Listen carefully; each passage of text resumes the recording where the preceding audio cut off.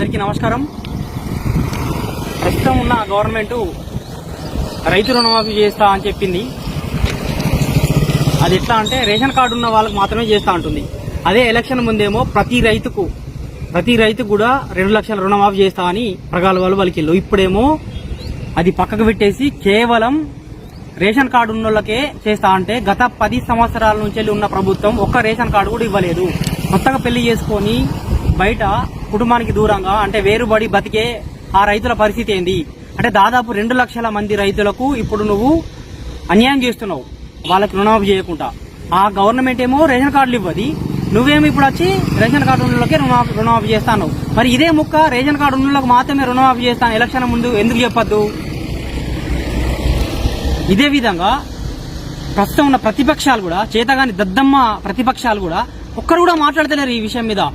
ఈ రైతులకు న్యాయం చేయొద్దా? ఈ 2 లక్షల మంది రైతులకు న్యాయం చేయొద్దా? రేషన్ కార్డు లేని రైతులకు న్యాయం చేయొద్దా? వాళ్ళేమో రేషన్ కార్డులు ఇవ్వరు, ఈయనేమో రేషన్ కార్డు ఉంటేనే రైతు బంధు ఇది రుణమాఫీ ఇస్తా అనే మాట మాట్లాడుతున్నాడు. అది ఎంతవరకు కరెక్టు?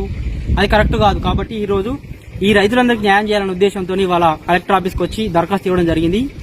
ఈ విషయాన్ని ఈ వీడియోని గవర్నమెంట్ కు చేరే వరకు అందరు షేర్ చేయాలని అందరికీ చేతులెత్తి నమస్కరిస్తున్నా. ఈ 2 లక్షల మంది రైతుల తరఫున అందరు పోరాటం చేయాలి, అందరు మాట్లాడాలి, అందరు బయటికి రావాలి. వీళ్ళకు న్యాయం జరిగే వరకు పోరాటం చేయాలి. ప్రతిపక్షాలకు ఇంకా ముఖ్యంగా మీకు ఇది ఒక మంచి వజ్రాయుధం లాంటి అవకాశం. దీన్ని వాడుకొని గవర్నమెంట్ మీద ఒత్తిడి చేసి అందరి రైతులకు అర్హులైన అందరి రైతులకు న్యాయం చేయాలి, చేయించేదాకా మీరు పోరాటం చేయాలి, అందరు పోరాటం చేయాలి. గవర్నమెంట్ దిగొచ్చి వీళ్ళందరికీ కూడా రుణమాఫీ చేయాలని 2 లక్షల రుణమాఫీ చేయాలని నేను రిక్వెస్ట్ చేస్తున్నాను. జై తెలంగాణ.